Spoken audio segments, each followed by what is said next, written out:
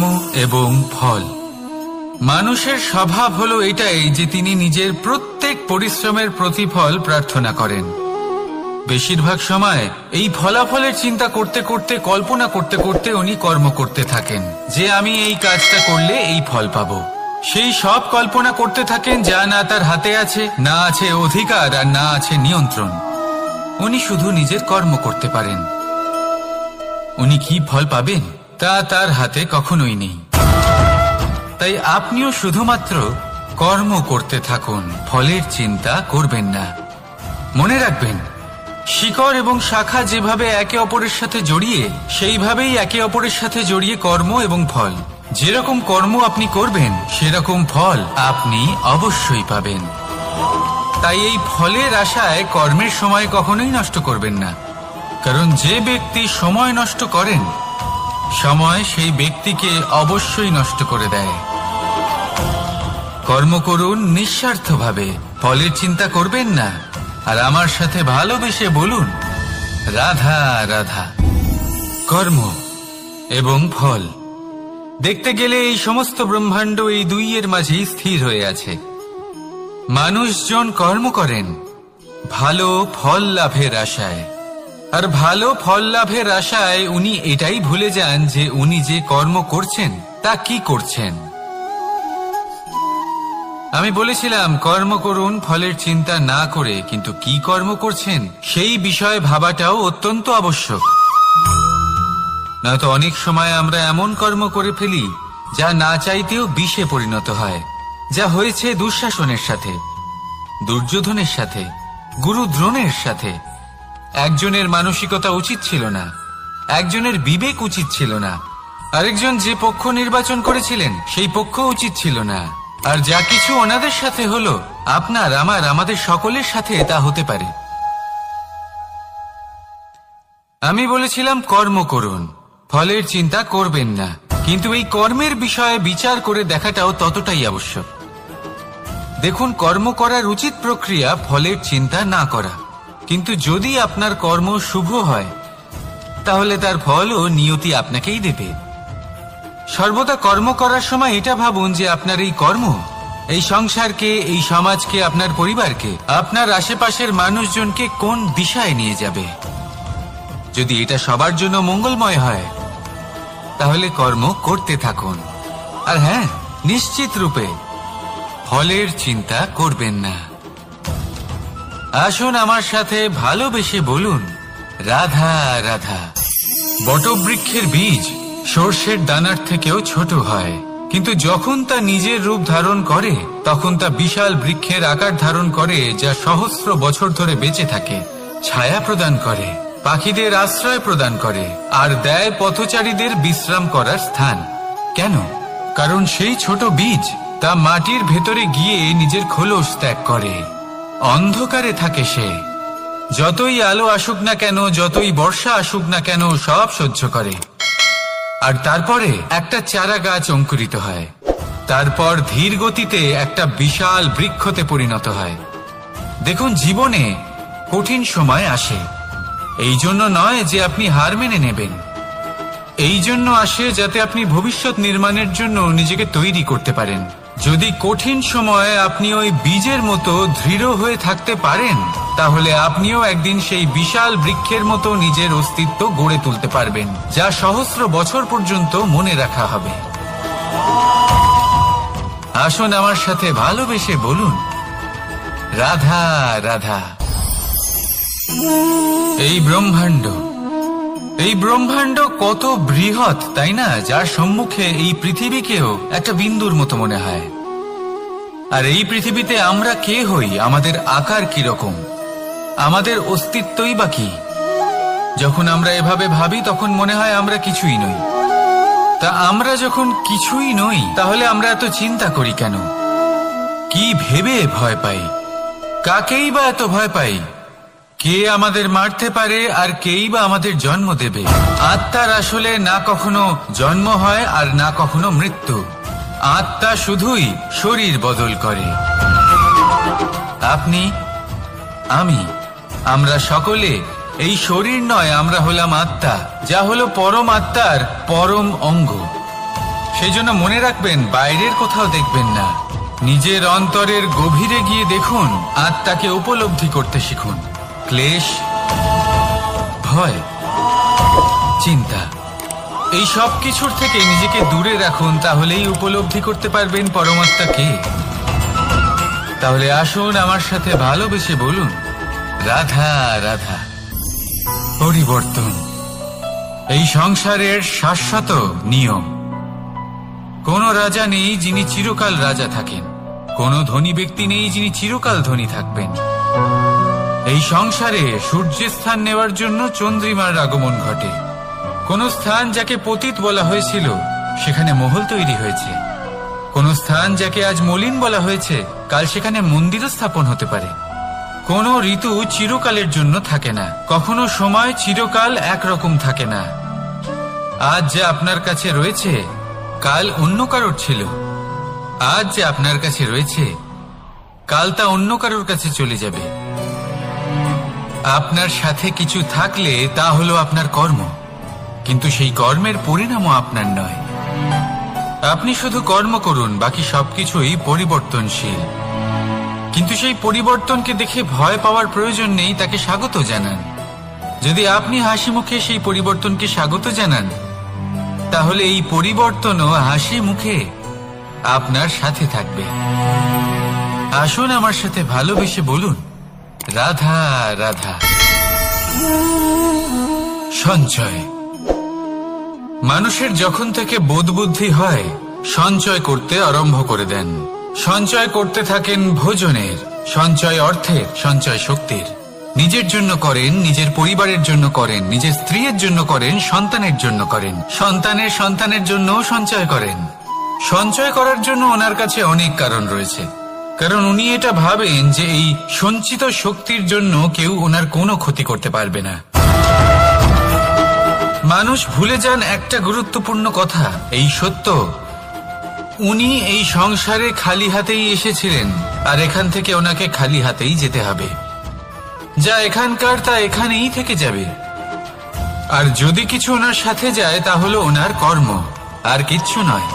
তাই যদি কিছু অর্জন করতে চান তাহলে শুভ কর্ম অর্জন করুন, আত্মশক্তি অর্জন করুন, কারণ পরলোকে এটাই হবে আপনার সম্পত্তি। তাহলে কি এটা আপনি অর্জন করতে চান না? আসুন আর আমার সাথে ভালোবেসে বলুন, রাধা রাধা। সদিচ্ছা। দেখতে গেলে 3 অক্ষরে তৈরি এই শব্দ, কিন্তু সমস্ত ত্রিলোক তার উপরেই আধারিত। আপনি এই সংসারে এসেছেন, তখন অবশ্যই শ্বাস নেবেন, কিন্তু তার বদলে আপনাকে কিছু তো দিতেই হবে। আপনার উপর নির্ভর করছে আপনি কি দেবেন। কি দেবেন এই সংসারকে, এই সমাজকে, নিজের পরিবারকে, আর তার বদলে কি নেবেন? যশ নাকি অপযশ? দেখুন, এক ছিল রাবণ, যে কিনা সমুদ্র পার করল সীতাকে অপহরণ করার জন্য, আর এক ছিলেন রামচন্দ্র, যিনি সমুদ্র পার করেছিলেন, সেতু বানিয়ে গিয়েছিলেন সীতাকে ফিরিয়ে নিয়ে আসার জন্য। দুজনেই সমুদ্র পার করেছিলেন, শুধু পার্থক্য ছিল সদিচ্ছাকে বোঝার, লক্ষ্যের। অনেক মানুষের যাত্রা একরকম হতেই পারে, কিন্তু আনন্দ তখনই লাভ করবেন যখন লক্ষ্য শুভ হবে, মহান হবে। এই লক্ষ্য দিয়ে এই সংসারের কল্যাণ হবে এবং মানুষের সম্মান হবে। যদি আপনার সংকল্প উচিত হয় তাহলে আপনার লক্ষ্য উচিতই হবে, নয়তো শুধুমাত্র বিনাশ হবে। আর উচিত এটাই হবে যে বিনাশের হাত থেকে যেন নিজেকে বাঁচানো যায়, কি বলেন? তাই জীবনে যে লক্ষ্য স্থির করছেন মনে রাখবেন তা যেন শুভ লক্ষ্য হয়। যদি এরকম হয় তাহলে আপনার যাত্রা, আপনার জীবন দুটোই শুভময় হবে। আসুন আর আমার সাথে ভালোবেসে বলুন, রাধা রাধা। সুরক্ষা। এই সুরক্ষা আসলে কি? এটা কি কোনো কবচ নাকি কোনো সীমা? এই সুরক্ষা আসলে অন্য কিছু। আমাদের মাতা পিতা, আমাদের প্রিয়জন, আমাদের বন্ধু, এই সমাজ, আমাদের শুভাকাঙ্ক্ষী, আমাদের আত্মীয়, এনারা সবাই আমাদের জীবনে কোনো না কোনো ভাবে সুরক্ষা দিয়ে থাকেন, একটা কবচ দিয়ে থাকেন কোনো না কোনো রূপে। কিন্তু দেখতে গেলে আমাদের পরাক্রমের পথে আমাদের বীরত্বের পথে, আমাদের সাহসের পথে এই সুরক্ষাই সব থেকে বড় বাধা হয়ে দাঁড়ায়। একবার ভেবে দেখুন, যদি আপনি কোনো সুরক্ষাই না পান, বা যদি আপনি এই সুরক্ষা ভেঙে বাইরে আসতে পারেন, তাহলে আপনার বীরত্ব চরম সীমায় পৌঁছে যায়। কেন? কারণ তখন আপনি জানেন যে এই সংসারের সম্মুখীন আমাদের নিজেদেরই হতে হবে। আপনি বুঝে যান যে শত্রুর সম্মুখীন এবার নিজের বলের দ্বারা, নিজের পরাক্রমের দ্বারা, নিজের সাহসের দ্বারা করতে হবে। আর তখন আমাদের মনের মধ্যে এই শক্তি জাগ্রত হয়। এই শক্তি অন্তরেই বসবাস করে। শুধু এটা চিনে নিতে হবে, একে জাগ্রত করতে হবে। আর এটা সুরক্ষা ভেঙে যাওয়ার পরেই সম্ভব হয়। আর যারা নিজের শক্তি সম্পর্কে জানেন, যিনি নিজেই জানেন তিনি কতটা শক্তিশালী, তিনি নিজেই নিজের সুরক্ষা কবচ চিরকালের মতো ভেঙে ফেলে দেন, ঠিক কর্ণের মতো। আর তারপরে দেখুন, আপনার পরাজয় হোক বা বিজয়ী হোক না কেন, সেটাই অনেক বড় হয়, সেটাই প্রশস্ত হয়ে থাকে। সেই জন্য ত্যাগ করুন নিজের ভয়কে, নিজের আশেপাশের এই সুরক্ষা চক্রকে ভেঙে ফেলুন। আর সম্মুখীন হন এই সংসারের নিজের শত্রুর সম্মুখীন হন। পরাক্রমের এই অঙ্কুর, তা অঙ্কুরিত হওয়ার জন্য বীজের উপরের এই কবচ, এটা ভেঙে যাওয়া অতি আবশ্যক। আসুন আমার সাথে ভালোবেসে বলুন, রাধা রাধা। যখন আমরা হাঁটতে থাকি আর আমাদের পায়ে কাঁটা বিঁধে যায়, তখন মুখ দিয়ে আহ বেরিয়ে আসে, কান্না চলে আসে, আর অনেক সময় অভিশাপও বেরিয়ে আসে। কিন্তু আমরা কি কখনো এটা এইভাবে দেখেছি, এইভাবে ভেবেছি যে আমরা যে পথে চলেছি সেই পথে কাঁটা বিঁধেছে, নাকি আমরা সেই পথ নির্বাচন করেছি যাতে শুধুই কাঁটা রয়েছে? নাকি আমরা এভাবে ভেবে দেখেছি যে এই কাঁটা আমাদের কষ্ট দিতে এসেছে, নাকি এটা আমরাই বিছিয়ে রেখেছিলাম? সাবধান থাকা উচিত ছিল, কারণ কাঁটা বিঁধলে যন্ত্রণা হবে, চিৎকার করে ফেলতে পারি, মুখ থেকে অভিশাপও বেরিয়ে আসতে পারে। কিন্তু এই অভিশাপ শুধুমাত্র আমাদের তরফ থেকে অভিশাপ হয়, সামনের ব্যক্তিটির ওপরও নির্ভর করে। এবার সেই ব্যক্তি যদি এমন হয় যে ফুল আর কাঁটা এই দুই সমানভাবে গ্রহণ করতে পারে, তার কাছে অভিশাপও বরদানে পরিণত হয়। শেষ পর্যন্ত ব্যাপারটা দাঁড়ায় ভাবনা, চিন্তা, দৃষ্টিভঙ্গির উপর। কারণ আপনার এই ভাবনাই সত্যি হয়ে সামনে আসে। সেই জন্য এই ভাবনা, চিন্তা, মানসিকতাকে গুরুত্ব সহকারে দেখবেন। এই বিবেচনা নিয়ে বিবেচনা করতে শিখুন। আমার কথার অর্থ হলো যে জীবনে যখন এরকম কিছু একটা ঘটবে, তখন ভেবে দেখুন যে এরকম কেন হলো। আপনি কি এমন কোনো কর্ম করেছিলেন যার কর্মফল এটা? এমন কোনো কাজ যা অনুচিত ছিল, অসত্য ছিল, যা অভদ্রতার কারণ ছিল? ভেবে দেখা প্রয়োজন। দেখুন, ইচ্ছে হলো আপনার যে আপনি কি করতে চান, ভাবনা আপনার, সত্য আপনার, জীবন আপনার, সিদ্ধান্ত আপনার। আসুন আর আমার সাথে ভালোবেসে বলুন, রাধা রাধা। সময়, এই সময় আসলে কি? এই সময় একটা সরল রেখা তো কখনোই নয়। সময় হলো একটা চক্র, যেখানে এর আদি সেখানেই হলো এর অন্ত, আর যেখানে তা শেষ হয় সেখান থেকেই তার শুরু হয়। এই সময় একটা অত্যন্ত বিচিত্র চিন্তা, বিচিত্র ভাবনা, একটা বিচিত্র বস্তু যা কেউ বুঝতে পারেন না।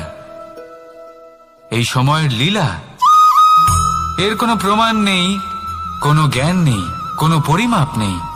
শুধু এটুকু আমরা জানতে পারি, যেখানে শেষ হবে সেখান থেকে একটা নতুন সূচনাও হবে। যা আজ আপনার কাছে আছে, কাল অন্য কারোর কাছে যাবে, তারপরে তার কাছ থেকেও অন্য কারোর কাছে যাবে, তারপরে তার থেকেও ছিনিয়ে নেওয়া হবে।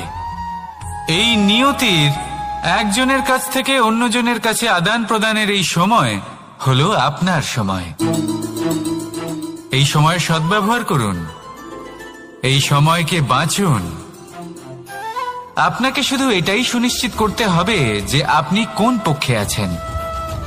আর সত্যি বলতে কি, আপনার জীবনের পরিণাম নির্ভর করে আপনার নির্বাচনের ওপর। আপনি কোন পক্ষ নির্বাচন করছেন। তাহলে মনে রাখবেন, জীবনে সেই পক্ষই নির্বাচন করবেন যা চয়ন করার পরে আপনি সুখ অনুভব করবেন, আপনি সন্তোষ লাভ করবেন, প্রসন্নতা লাভ করবেন। আর আমি এটাই সুনিশ্চিত করব যে এই পক্ষ যেন শান্তির পক্ষ হয়, এই পক্ষই যেন প্রেমের পক্ষ হয়।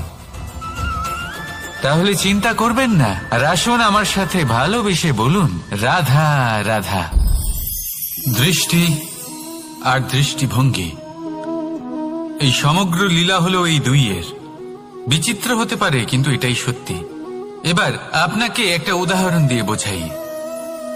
অনেক সময় আপনি কোনো ব্যক্তিকে এটা বলতে শুনবেন যে আমি আমার নিজের উপরে গর্ব করি, আমি নিজেকে নিয়ে গর্ব করি, আমি খুব ভালোভাবে আমার মা বাবার সেবা করি, ওনাদের আমি সবসময় সুখী রাখি, ওনাদের আমি একটা বাড়ি দিয়েছি, সকল সুখ সুবিধা দিয়েছি, ওনাদের জীবনে প্রত্যেক জিনিস দিয়েছি আর দেব যা তাদের প্রয়োজন। এবার আমাকে বলুন যে আপনি কে হন। আপনি হলেন সেই বীজ যা আপনার মাতা পিতা রোপণ করেছেন। আপনার মা বাবাই আপনাকে এই সংসারে জন্ম দিয়েছেন। এবার এই সব কথার কি তাৎপর্য? এই হলো সেই ব্যক্তির দৃষ্টিভঙ্গি। এবার দেখা যাক এই প্রকৃতি আমাদের কি শেখায়। কখনো কোনো গাছকে দেখবেন, যখন সেই গাছে ফল আসে, সে মালিকে এটা বলে না যে দেখো আমি তোমাকে ফল খেতে দিচ্ছি। সেই বৃক্ষ এটা বলে না যে দেখো আমি তোমায় আহার করতে দিচ্ছি, কারণ ও জানে যে এটা হলো সেই মালির পরিশ্রম, এটা হলো তারই কর্মের ফল, আর এটা তারই পাওয়া উচিত। সে বলে যে তোমার জিনিস তোমাকেই অর্পণ করলাম, এ আমার জিনিস নয়। ও জানে সেই মালির গুরুত্ব আসলে কি, এটা হলো তার দৃষ্টিভঙ্গি। সেই জন্য আপনি জীবনে কোন ব্যক্তির মধ্যে, কোন পশু পাখির মধ্যে, কোন প্রাণীর মধ্যে, কোন পরিস্থিতিতে, কোন আবেগের মুহূর্তে কি দেখতে পাচ্ছেন, সেটা আপনার দৃষ্টিভঙ্গির উপরে নির্ভর করছে। তাই নিজের মনে ধনাত্মক ভাব জাগ্রত করুন, শুভ চিন্তা নিয়ে আসুন। এই ভাবনাই সত্য হয়ে সামনে আসবে। এই দৃষ্টিভঙ্গি এমন হয়ে যাবে যে আপনার জীবনে সবকিছুই শুভ হবে। তাহলে আসুন আর আমার সাথে ভালোবেসে বলুন, রাধা রাধা। প্রতিশোধ অথবা কাউকে দুঃখ দেওয়ার ভাবনা, যদি এটা আপনার মনে থাকে, তাহলে আপনি নিজের মনেই যন্ত্রণার একটা বিশাল বৃক্ষ রোপণ করছেন, এটা মনে রাখবেন। কারণ কাউকে দুঃখ দেবার এই ভাবনা, এটা হলো সেই বীজ যা আপনার মনেই পতিত হবে, আপনার মনেই অঙ্কুরিত হবে, আর আপনার মনেই একটা বিশাল বৃক্ষরূপে বেড়ে উঠবে। জীবন আপনার, কর্ম আপনার, কাউকে দুঃখ দেবার ভাবনা আপনার ছিল, এই বৃক্ষ হলো আপনার, তাই এর ফলও আপনিই পাবেন, যা গ্রহণও আপনাকেই করতে হবে। মনে রাখবেন, যে মানুষ এটা ভাবে যে আমি ওকে দুঃখ দেব, ওকে কষ্ট দিতে চাই আমি, সেই মানুষই দুঃখ আর কষ্ট পেয়ে থাকে। যদি সেই জায়গায় আপনি এটা ভাবেন যে আমি কাউকে সুখী করে তুলতে চাই, কাউকে সুখ প্রদান করতে চাই, তাহলে তারও বীজ আপনার মনেই রোপণ হবে, বৃক্ষে পরিণত হবে, যার ফলও আপনিই পাবেন। এখানে বিষয়টা হলো শুধু মানসিকতার চিন্তা, যা সত্য হয়ে আপনার সামনে আসে। তাহলে এই মানসিকতা শুভ করুন, সবার জন্য মঙ্গল কামনা করুন। অন্যের মনে আপনার জন্য ভালো চিন্তা থাকুক বা না থাকুক, আপনি সবার জন্য শুভ চিন্তা করে কর্ম করতে থাকুন, তাহলে আপনার সাথেও ভালোই হবে। তাহলে আসুন আর আমার সাথে ভালোবেসে বলুন, রাধা রাধা। সুখ আর অভিজ্ঞতা, এই দুই জীবনে একসাথে কখনোই আসে না। মনে রাখবেন, যেখানে সুখ থাকে সেখানে অভিজ্ঞতা থাকে না, আর যখন এই সুখ আমাদের জীবন থেকে দূরে চলে যায়, তখন আমাদের জীবনে আসে এই অভিজ্ঞতা। পরমাত্মা, প্রকৃতি, নিয়তি এই অভিজ্ঞতাকে আমাদের জীবনে পাঠান, যাতে আমরা একটা অত্যন্ত গুরুত্বপূর্ণ শিক্ষা, একটা জ্ঞান প্রাপ্ত করতে পারি। এই অভিজ্ঞতা আমাদের শেখায় যে অতীতে এমন কি হয়েছিল যা আমাদের করা উচিত হয়নি। আমাদের শেখায় ভবিষ্যতে এমন কি আছে যা আমাদের করা উচিত আর কি করা উচিত নয়। দেখতে গেলে এই অভিজ্ঞতা আমাদের সেই শিক্ষা দেয় যার জন্য আমরা সুখের দিকে উচিতভাবে অগ্রসর হতে পারি। সেই জন্য জীবনে যখনই দুঃখ আসবে, দুঃখের এই সময় আসবে, তখন হতাশ হবেন না। বোঝার চেষ্টা করুন এই পরিস্থিতি কেন এসেছে, কি শিক্ষা দিতে এসেছে। যদি আপনি সেই জ্ঞান লাভ করেন, সুখের পথে অগ্রসর হন, তাও উচিত রূপে, তাহলে এই অভিজ্ঞতার উদ্দেশ্য পূরণ হয়ে যায়। তাহলে আসুন আর আমার সাথে ভালোবেসে বলুন, রাধা রাধা। এবং ফল, মানুষের স্বভাব হলো এটাই যে তিনি নিজের প্রত্যেক পরিশ্রমের প্রতিফল প্রার্থনা করেন। বেশিরভাগ সময় এই ফলাফলের চিন্তা করতে করতে, কল্পনা করতে করতে উনি কর্ম করতে থাকেন যে আমি এই কাজটা করলে এই ফল পাবো। সেই সব কল্পনা করতে থাকেন যা না তার হাতে আছে, না আছে অধিকার, আর না আছে নিয়ন্ত্রণ। উনি শুধু নিজের কর্ম করতে পারেন। উনি কি ফল পাবেন তা তার হাতে কখনোই নেই। তাই আপনিও শুধুমাত্র কর্ম করতে থাকুন, ফলের চিন্তা করবেন না। মনে রাখবেন, শিকড় এবং শাখা যেভাবে একে অপরের সাথে জড়িয়ে, সেইভাবেই একে অপরের সাথে জড়িয়ে কর্ম এবং ফল। যেরকম কর্ম আপনি করবেন, সেরকম ফল আপনি অবশ্যই পাবেন। তাই এই ফলের আশায় কর্মের সময় কখনোই নষ্ট করবেন না, কারণ যে ব্যক্তি সময় নষ্ট করেন, সময় সেই ব্যক্তিকে অবশ্যই নষ্ট করে দেয়। কর্ম করুন নিঃস্বার্থভাবে, ফলের চিন্তা করবেন না, আর আমার সাথে ভালোবেসে বলুন, রাধা রাধা। কর্ম এবং ফল, দেখতে গেলে এই সমস্ত ব্রহ্মাণ্ড এই দুইয়ের মাঝেই স্থির হয়ে আছে।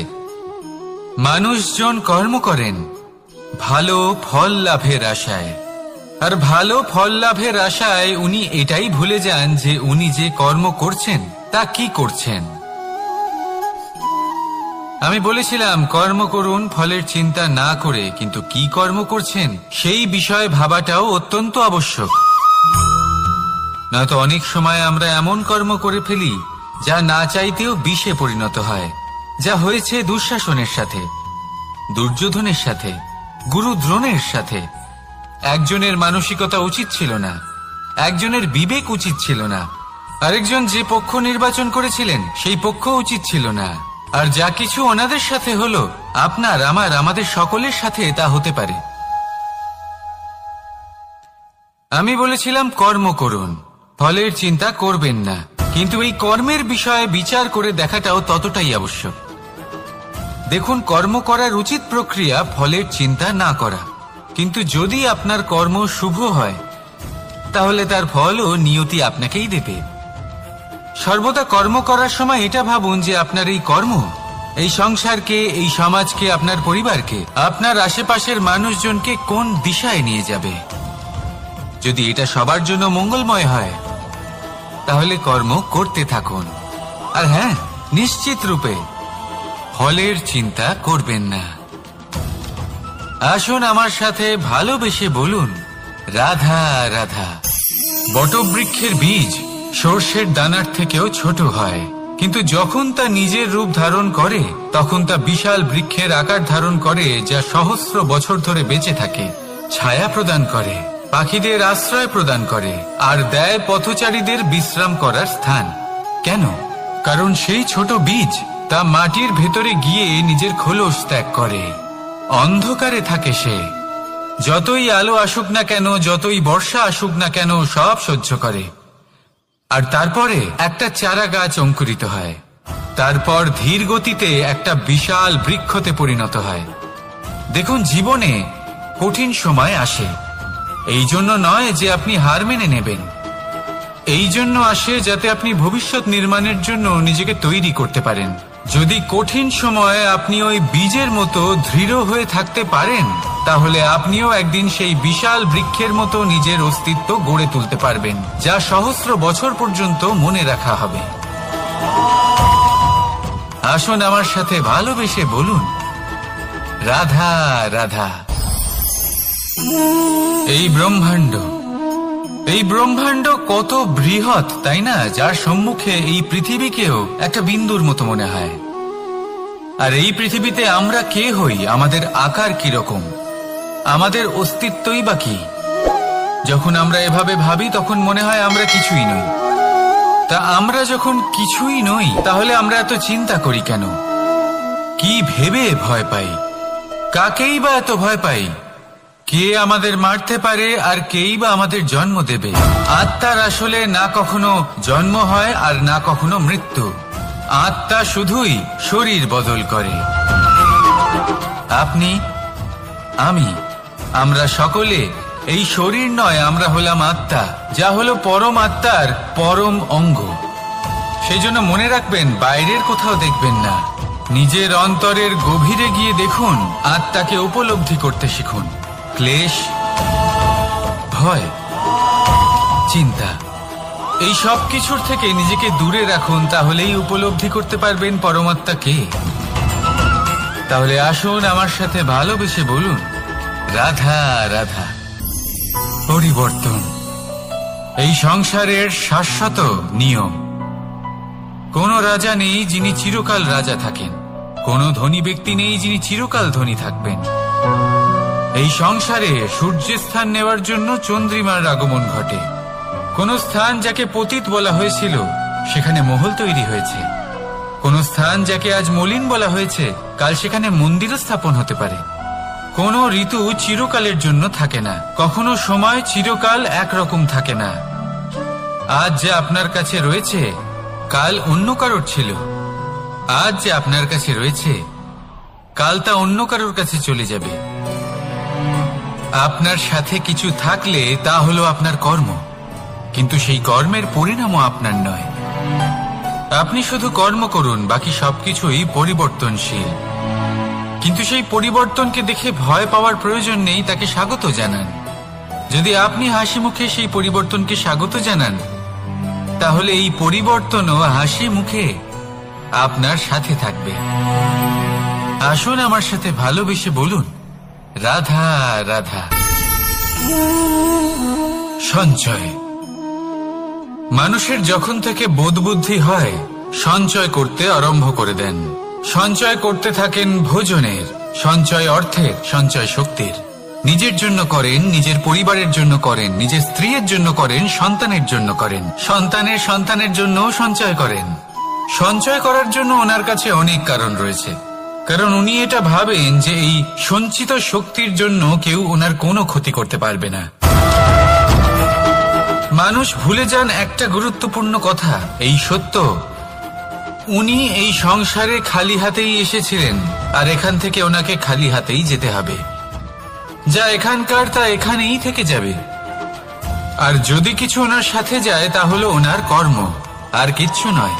তাই যদি কিছু অর্জন করতে চান তাহলে শুভ কর্ম অর্জন করুন, আত্মশক্তি অর্জন করুন, কারণ পরলোকে এটাই হবে আপনার সম্পত্তি। তাহলে কি এটা আপনি অর্জন করতে চান না? আসুন আর আমার সাথে ভালোবেসে বলুন, রাধা রাধা। সদিচ্ছা। দেখতে গেলে 3 অক্ষরে তৈরি এই শব্দ, কিন্তু সমস্ত ত্রিলোক তার উপরেই আধারিত। আপনি এই সংসারে এসেছেন, তখন অবশ্যই শ্বাস নেবেন, কিন্তু তার বদলে আপনাকে কিছু তো দিতেই হবে। আপনার উপর নির্ভর করছে আপনি কি দেবেন। কি দেবেন এই সংসারকে, এই সমাজকে, নিজের পরিবারকে, আর তার বদলে কি নেবেন? যশ নাকি অপযশ? দেখুন, এক ছিল রাবণ, যে কিনা সমুদ্র পার করল সীতাকে অপহরণ করার জন্য, আর এক ছিলেন রামচন্দ্র, যিনি সমুদ্র পার করেছিলেন, সেতু বানিয়ে গিয়েছিলেন সীতাকে ফিরিয়ে নিয়ে আসার জন্য। দুজনেই সমুদ্র পার করেছিলেন, শুধু পার্থক্য ছিল সদিচ্ছাকে বোঝার, লক্ষ্যের। অনেক মানুষের যাত্রা একরকম হতেই পারে, কিন্তু আনন্দ তখনই লাভ করবেন যখন লক্ষ্য শুভ হবে, মহান হবে। এই লক্ষ্য দিয়ে এই সংসারের কল্যাণ হবে এবং মানুষের সম্মান হবে। যদি আপনার সংকল্প উচিত হয় তাহলে আপনার লক্ষ্য উচিতই হবে, নয়তো শুধুমাত্র বিনাশ হবে। আর উচিত এটাই হবে যে বিনাশের হাত থেকে যেন নিজেকে বাঁচানো যায়, কি বলেন? তাই জীবনে যে লক্ষ্য স্থির করছেন মনে রাখবেন তা যেন শুভ লক্ষ্য হয়। যদি এরকম হয় তাহলে আপনার যাত্রা, আপনার জীবন দুটোই শুভময় হবে। আসুন আর আমার সাথে ভালোবেসে বলুন, রাধা রাধা। সুরক্ষা। এই সুরক্ষা আসলে কি? এটা কি কোনো কবচ, নাকি কোনো সীমা? এই সুরক্ষা আসলে অন্য কিছু। আমাদের মাতা পিতা, আমাদের প্রিয়জন, আমাদের বন্ধু, এই সমাজ, আমাদের শুভাকাঙ্ক্ষী, আমাদের আত্মীয়, এনারা সবাই আমাদের জীবনে কোনো না কোনো ভাবে সুরক্ষা দিয়ে থাকেন, একটা কবচ দিয়ে থাকেন কোনো না কোনো রূপে। কিন্তু দেখতে গেলে আমাদের পরাক্রমের পথে, আমাদের বীরত্বের পথে, আমাদের সাহসের পথে এই সুরক্ষাই সব থেকে বড় বাধা হয়ে দাঁড়ায়। একবার ভেবে দেখুন, যদি আপনি কোনো সুরক্ষাই না পান, বা যদি আপনি এই সুরক্ষা ভেঙে বাইরে আসতে পারেন, তাহলে আপনার বীরত্ব চরম সীমায় পৌঁছে যায়। কেন? কারণ তখন আপনি জানেন যে এই সংসারের সম্মুখীন আমাদের নিজেদেরই হতে হবে। আপনি বুঝে যান যে শত্রুর সম্মুখীন এবার নিজের বলের দ্বারা, নিজের পরাক্রমের দ্বারা, নিজের সাহসের দ্বারা করতে হবে। আর তখন আমাদের মনের মধ্যে এই শক্তি জাগ্রত হয়। এই শক্তি অন্তরেই বসবাস করে। শুধু এটা চিনে নিতে হবে, একে জাগ্রত করতে হবে। আর এটা সুরক্ষা ভেঙে যাওয়ার পরেই সম্ভব হয়। আর যারা নিজের শক্তি সম্পর্কে জানেন, যিনি নিজেই জানেন তিনি কতটা শক্তিশালী, তিনি নিজেই নিজের সুরক্ষা কবচ চিরকালের মতো ভেঙে ফেলে দেন, ঠিক কর্ণের মতো। আর তারপরে দেখুন, আপনার পরাজয় হোক বা বিজয়ী হোক না কেন, সেটাই অনেক বড় হয়, সেটাই প্রশস্ত হয়ে থাকে। সেই জন্য ত্যাগ করুন নিজের ভয়কে, নিজের আশেপাশের এই সুরক্ষা চক্রকে ভেঙে ফেলুন, আর সম্মুখীন হন এই সংসারের নিজের শত্রুর সম্মুখীন হন। পরাক্রমের এই অঙ্কুর, তা অঙ্কুরিত হওয়ার জন্য বীজের উপরের এই কবচ, এটা ভেঙে যাওয়া অতি আবশ্যক। আসুন আমার সাথে ভালোবেসে বলুন, রাধা রাধা। যখন আমরা হাঁটতে থাকি আর আমাদের পায়ে কাঁটা বিঁধে যায়, তখন মুখ দিয়ে আহ বেরিয়ে আসে, কান্না চলে আসে, আর অনেক সময় অভিশাপও বেরিয়ে আসে। কিন্তু আমরা কি কখনো এটা এইভাবে দেখেছি, এইভাবে ভেবেছি যে আমরা যে পথে চলেছি সেই পথে কাঁটা বিঁধেছে, নাকি আমরা সেই পথ নির্বাচন করেছি যাতে শুধুই কাঁটা রয়েছে? নাকি আমরা এভাবে ভেবে দেখেছি যে এই কাঁটা আমাদের কষ্ট দিতে এসেছে, নাকি এটা আমরাই বিছিয়ে রেখেছিলাম? সাবধান থাকা উচিত ছিল, কারণ কাঁটা বিঁধলে যন্ত্রণা হবে, চিৎকার করে ফেলতে পারি, মুখ থেকে অভিশাপও বেরিয়ে আসতে পারে। কিন্তু এই অভিশাপ শুধুমাত্র আমাদের তরফ থেকে অভিশাপ হয়, সামনের ব্যক্তিটির ওপরও নির্ভর করে। এবার সেই ব্যক্তি যদি এমন হয় যে ফুল আর কাঁটা এই দুই সমানভাবে গ্রহণ করতে পারে, তার কাছে অভিশাপও বরদানে পরিণত হয়। শেষ পর্যন্ত ব্যাপারটা দাঁড়ায় ভাবনা, চিন্তা, দৃষ্টিভঙ্গির ওপর। কারণ আপনার এই ভাবনাই সত্যি হয়ে সামনে আসে। সেই জন্য এই ভাবনা, চিন্তা, মানসিকতাকে গুরুত্ব সহকারে দেখবেন। এই বিবেচনা নিয়ে বিবেচনা করতে শিখুন। আমার কথার অর্থ হলো যে জীবনে যখন এরকম কিছু একটা ঘটবে, তখন ভেবে দেখুন যে এরকম কেন হলো। আপনি কি এমন কোনো কর্ম করেছিলেন যার কর্মফল এটা? এমন কোনো কাজ যা অনুচিত ছিল, অসত্য ছিল, যা অভদ্রতার কারণ ছিল? ভেবে দেখা প্রয়োজন। দেখুন, ইচ্ছে হলো আপনার যে আপনি কি করতে চান, ভাবনা আপনার, সত্য আপনার, জীবন আপনার, সিদ্ধান্ত আপনার। আসুন আর আমার সাথে ভালোবেসে বলুন, রাধা রাধা। সময়। এই সময় আসলে কি? এই সময় একটা সরল রেখা তো কখনোই নয়। সময় হলো একটা চক্র, যেখানে এর আদি সেখানেই হলো এর অন্ত, আর যেখানে তা শেষ হয় সেখান থেকেই তার শুরু হয়। এই সময় একটা অত্যন্ত বিচিত্র চিন্তা, বিচিত্র ভাবনা, একটা বিচিত্র বস্তু যা কেউ বুঝতে পারেন না। এই সময়ের লীলা, এর কোনো প্রমাণ নেই, কোনো জ্ঞান নেই, কোনো পরিমাপ নেই।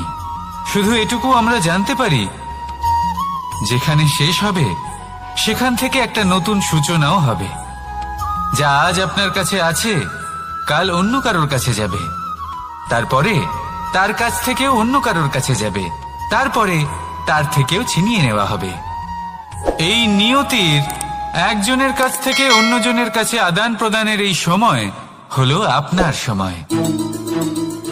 এই সময়ের সদ্ব্যবহার করুন, এই সময়কে বাঁচুন।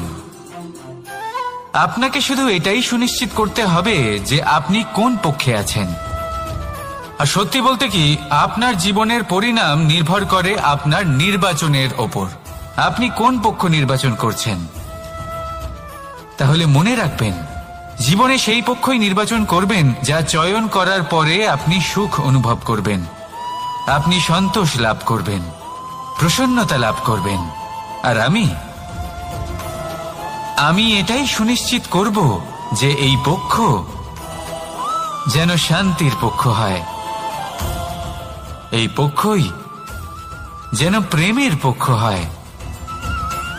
তাহলে চিন্তা করবেন না, আর আসুন আমার সাথে ভালোবেসে বলুন, রাধা রাধা। দৃষ্টি আর দৃষ্টিভঙ্গি, এই সমগ্র লীলা হলো এই দুইয়ের। বিচিত্র হতে পারে, কিন্তু এটাই সত্যি। এবার আপনাকে একটা উদাহরণ দিয়ে বোঝাই। অনেক সময় আপনি কোনো ব্যক্তিকে এটা বলতে শুনবেন যে আমি আমার নিজের উপরে গর্ব করি, আমি নিজেকে নিয়ে গর্ব করি, আমি খুব ভালোভাবে আমার মা বাবার সেবা করি, ওনাদের আমি সবসময় সুখী রাখি, ওনাদের আমি একটা বাড়ি দিয়েছি, সকল সুখ সুবিধা দিয়েছি, ওনাদের জীবনে প্রত্যেক জিনিস দিয়েছি আর দেব যা তাদের প্রয়োজন। এবার আমাকে বলুন যে আপনি কে হন। আপনি হলেন সেই বীজ যা আপনার মাতা পিতা রোপণ করেছেন। আপনার মা বাবাই আপনাকে এই সংসারে জন্ম দিয়েছেন। এবার এইসব কথার কি তাৎপর্য? এই হলো সেই ব্যক্তির দৃষ্টিভঙ্গি। এবার দেখা যাক এই প্রকৃতি আমাদের কি শেখায়। কখনো কোনো গাছকে দেখবেন, যখন সেই গাছে ফল আসে, সে মালিকে এটা বলে না যে দেখো আমি তোমাকে ফল খেতে দিচ্ছি। সেই বৃক্ষ এটা বলে না যে দেখো আমি তোমায় আহার করতে দিচ্ছি, কারণ ও জানে যে এটা হলো সেই মালির পরিশ্রম, এটা হলো তারই কর্মের ফল, আর এটা তারই পাওয়া উচিত। সে বলে যে তোমার জিনিস তোমাকেই অর্পণ করলাম, এ আমার জিনিস নয়। ও জানে সেই মালির গুরুত্ব আসলে কি। এটা হলো তার দৃষ্টিভঙ্গি। সেই জন্য আপনি জীবনে কোন ব্যক্তির মধ্যে, কোন পশু পাখির মধ্যে, কোন প্রাণীর মধ্যে, কোন পরিস্থিতিতে, কোন আবেগের মুহূর্তে কি দেখতে পাচ্ছেন, সেটা আপনার দৃষ্টিভঙ্গির উপরে নির্ভর করছে। তাই নিজের মনে ধন্যাত্মক ভাব জাগ্রত করুন, শুভ চিন্তা নিয়ে আসুন। এই ভাবনাই সত্য হয়ে সামনে আসবে। এই দৃষ্টিভঙ্গি এমন হয়ে যাবে যে আপনার জীবনে সবকিছুই শুভ হবে। তাহলে আসুন আর আমার সাথে ভালোবেসে বলুন, রাধা রাধা। প্রতিশোধ অথবা কাউকে দুঃখ দেওয়ার ভাবনা, যদি এটা আপনার মনে থাকে, তাহলে আপনি নিজের মনেই যন্ত্রণার একটা বিশাল বৃক্ষ রোপণ করছেন, এটা মনে রাখবেন। কারণ কাউকে দুঃখ দেবার এই ভাবনা, এটা হলো সেই বীজ যা আপনার মনেই পতিত হবে, আপনার মনেই অঙ্কুরিত হবে, আর আপনার মনেই একটা বিশাল বৃক্ষরূপে বেড়ে উঠবে। জীবন আপনার, কর্ম আপনার, কাউকে দুঃখ দেবার ভাবনা আপনার ছিল, এই বৃক্ষ হলো আপনার, তাই এর ফলও আপনিই পাবেন, যা গ্রহণও আপনাকেই করতে হবে। মনে রাখবেন, যে মানুষ এটা ভাবে যে আমি ওকে দুঃখ দেব, ওকে কষ্ট দিতে চাই আমি, সেই মানুষই দুঃখ আর কষ্ট পেয়ে থাকে। যদি সেই জায়গায় আপনি এটা ভাবেন যে আমি কাউকে সুখী করে তুলতে চাই, কাউকে সুখ প্রদান করতে চাই, তাহলে তারও বীজ আপনার মনেই রোপণ হবে, বৃক্ষে পরিণত হবে, যার ফলও আপনিই পাবেন। এখানে বিষয়টা হলো শুধু মানসিকতার চিন্তা, যা সত্য হয়ে আপনার সামনে আসে। তাহলে এই মানসিকতা শুভ করুন, সবার জন্য মঙ্গল কামনা করুন। অন্যের মনে আপনার জন্য ভালো চিন্তা থাকুক বা না থাকুক, আপনি সবার জন্য শুভ চিন্তা করে কর্ম করতে থাকুন, তাহলে আপনার সাথেও ভালোই হবে। তাহলে আসুন আর আমার সাথে ভালোবেসে বলুন, রাধা রাধা।